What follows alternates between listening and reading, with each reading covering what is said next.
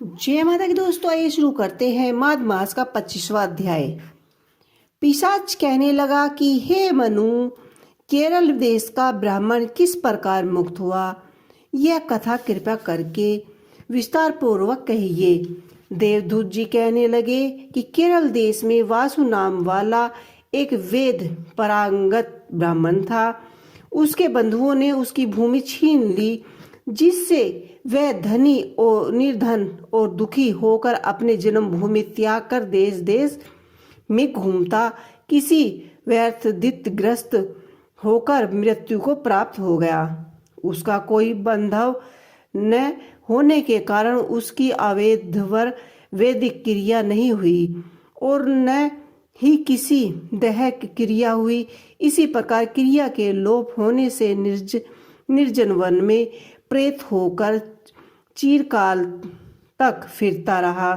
शीत तप भूख प्यास के दुख से हाहाकार करता हुआ वह नंगे शरीर रोते फिरता, परंतु उसको कहीं सद्गति नहीं दिखाई देती।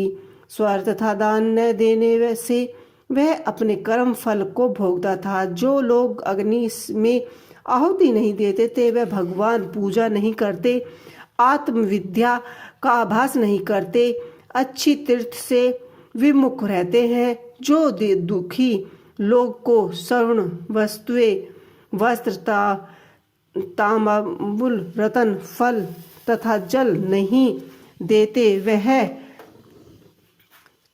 छल कपट से जीविका की प्राप्ति करने वाले, दूसरों तथा स्त्रियों का धन हरने वाले, पाखंडी, कुटिल, चोर, बुद्धि बाल तथा आतुर और स्त्रियों पर निंदा करने वाले, आग लगाने वाले, विष देने वाले, झूठी गवाही देने वाले, कुमार्ग पर चलने वाले, माता पिता, भाई बहन, संतान तथा अपनी स्त्री का त्याग करने वाले, जो सब तीर्थ में दान लेते हैं, पालन करने वाले, स्वामी को त्यागने वाले, गौर तथा भूमि के चोर, वेदों को की निंदा करने वाले, व्यर्थ द्रोह करने वाले, प्राणियों की हिंसा करने वाले, देवता गुरु की निंदा करने वाले, यह सभी बारंबार प्रेत, पिशाच, राक्षस तथा बुरी योनियों में जन्म लेते हैं।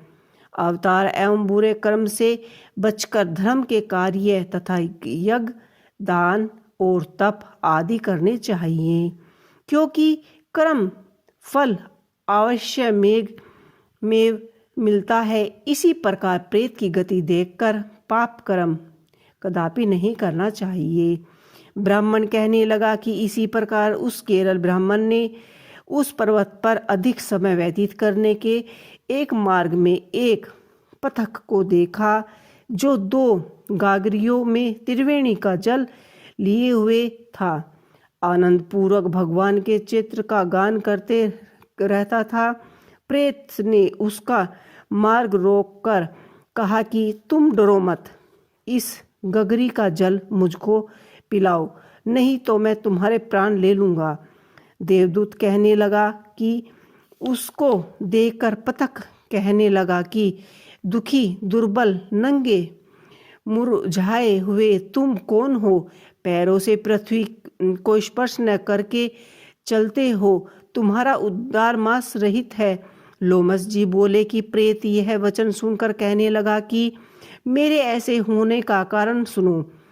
मैंने कभी ब्राह्मणों को दान नहीं दिया, अत्यंत लोभी, क्रियाहीन, दूसरों के अन्न से पलने वाला और अकेले मिठाई खाने वाला था।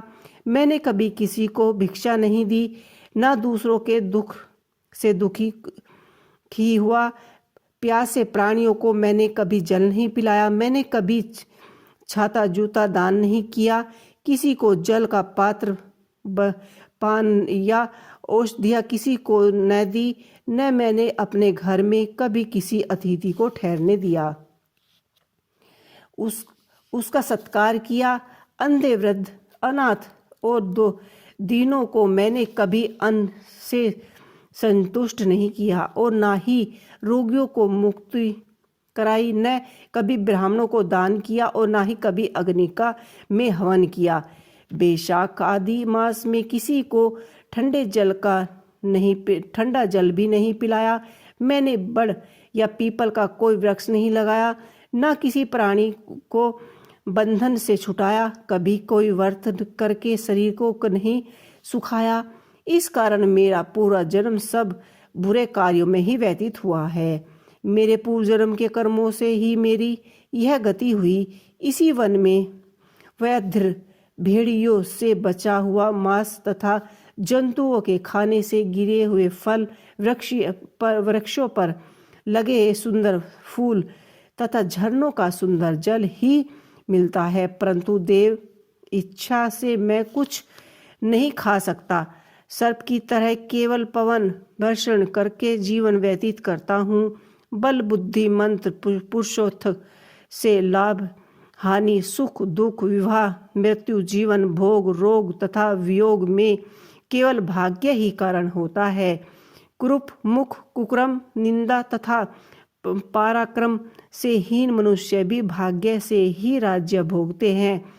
काने, लूले, लंगड़े, नितहीन, निर्गुण, निपुंसक भाग्य से ही राज्य प्राप्त करते हैं।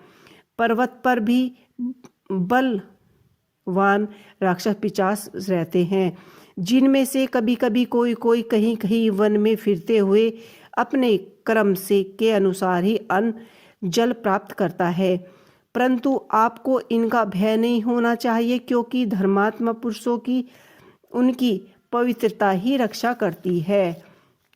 ग्रह, नक्षत्र, देवता स्वार्थ धर्मात्माओं की रक्षा करते हैं। यह पिशाच अब जैसे भक्ति की तरह आंख उठाकर भी नहीं देख सकते। जो नारायण की भगवान की शक्ति से पवित्र रहता है, उसको प्रेत, पिशाच, पूतन कोई बंधन नहीं दे सकता। भूत, बेताल, पिशाच, गर्भधन, कानिक, साकिन ग्रह, रेवती, यज्ञ, मृत ग्रह, भयंकर ग्रह, कार्तिक, सर्पकुंड, कष्टमंडल तथा दूसरे दुष्ट जंतु पवित्र वैष्णवी की तरह देखते भी नहीं हैं। जिसकी जिह्वा पर गोविंद का नाम, हृदय में वेद तथा ऋतु विद्यमान है, जो पवित्र और दानी है, ऐसे आपको कभी भय नहीं हो सकता कि हे ब्राह्मण, इसी प्रकार कर्म का फल भोगते हुए यहाँ रहता हूँ, ऐसा सोचकर मैं शोक नहीं करता। एक बार मैं ज्वालालीन नदी के किनारे पर गया था। वहाँ पर घूमते हुए मैंने सारस के वचनों को सुना था। तो ये था माघ मास का 25वां अध्याय। इसका आगे का 26वां अध्याय हम कल पढ़ेंगे। आपको हमारा यह अध्याय कैसा लगा हमें कमेंट बॉक्स में लिख के अवश्य ही बताइएगा। इसी के साथ जय श्री हरि।